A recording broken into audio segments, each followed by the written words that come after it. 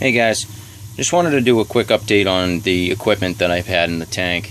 I know I've been saying I was going to do it, finally getting around to it. So this is the heater I'm using, the Cobalt Neotherm, 50 watts, and what I like about it is, one, it has a light that tells me exactly where the temperature is at, and if it goes up or goes down, it'll blink to say, what the temperature of the water is. So if the light stays on constantly at 78, if it goes up to 80, it'll blink 80 and let me know that it's warmer than it is. So it's kind of nice, but I do have a digital thermometer in the tank on top of this at the other side, and it's 50 watts because it's only a 10-gallon, and this thing is really slim. It doesn't even stick out an inch from the side of from the back of the tank, and it's very, very small. I mean, you can see the size of my hand. It's literally that size, probably 7 or 8 inches. So I really like that. It was cheap money. It's shatterproof. I know it got some real negative reviews, and it's just one of those things that what doesn't have negative reviews? Someone is always going to have a problem with something and give it a horrible review. So it's just one of those things you have to sometimes just try. So I'm really happy with it anyways. This is a light that I have, and the Solamax high output. And the reason I went with this is it was affordable. Lights are so expensive. I found out that, what I want to upgrade to, and possibly the Kessels, and those are $250 a piece, and this was $60, and it's T5, and it'll handle most corals. It's a 10-gallon tank. I don't need anything crazy. The guy said it'll be more than enough for what I want to do, and even help grow some LPS. I will not put SPS in my tank. It's just a 10-gallon tank. I'm not ready for that sort of thing. But basically it's got one 10K daylight lamp and the T5 actinic lens cover. It's totally waterproof, and the adjustable legs. It also has some nighttime LEDs that you can pretty much run. The only negative thing about it is you can't use a controller with it. I know that's a big thing, and but I've been texting my wife and asking her throughout my day, hey, it's time to turn on the lights, and now she's getting pretty good at it, actually.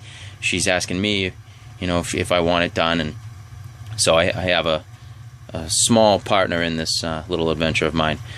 But it's a very nice light, and the daylight is on a switch, and the actinic and the blue LEDs are also on one switch. So you can run both switches at the same time, or you can have one off, one on, however you want your lights set up. So that's the only downside, and there's the two switches right there, if that'll focus, but I doubt it will.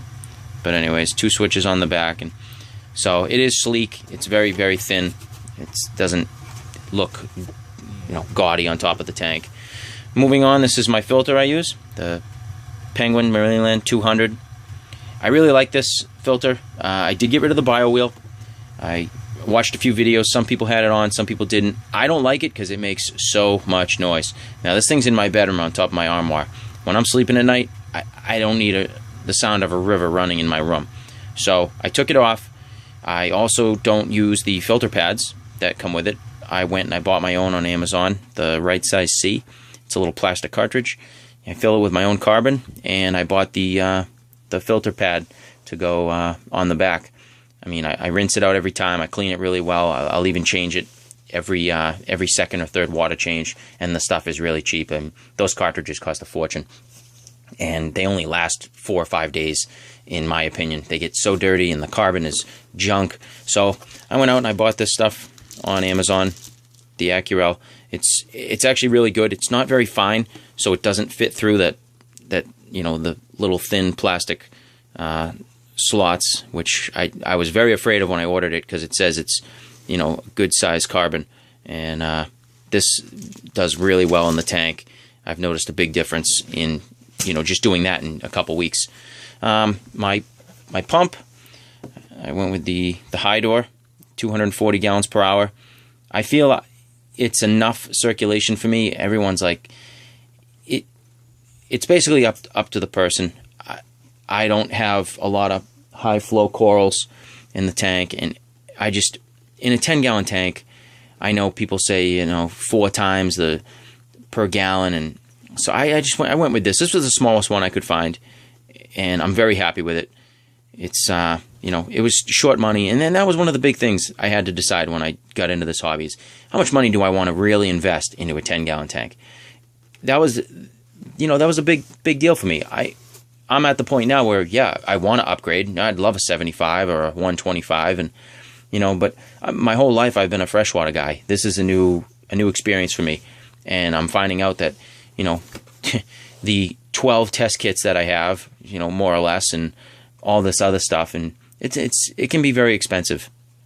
So I'm taking everything slow and just buying things here and there, and it's before I even started, I think I accumulated all this stuff over like a 4-month period, so I didn't have sticker shock when I went into the local fish store and bought it all. Most of it I got on Amazon, but I also support local business, and if they have some nice stuff, and the light, they recommended the light, and he said for what I want to do, it'll take care of it. And for $60, I figured it wasn't that bad. But yeah, that's pretty much what I have in the tank. I have some other things in there, and obviously the mag float I use to clean the glass, and the little thermometer. I think I paid $2 for the digital thermometer that I have in there, and that's big because it's nice to look at the outside of the tank and just say, oh, yep, 78 degrees, and it is pretty accurate. So yeah, that's pretty much it. Any questions, any comments, feel free to leave them below. I'll try to answer everything when I can. I might not be right on top of it, but feel free to leave any comments, anything like that. So I do save all this stuff just in case I ever have an issue. I can send it back, or I can just see what I have. So, but all right, guys, thanks a lot for watching.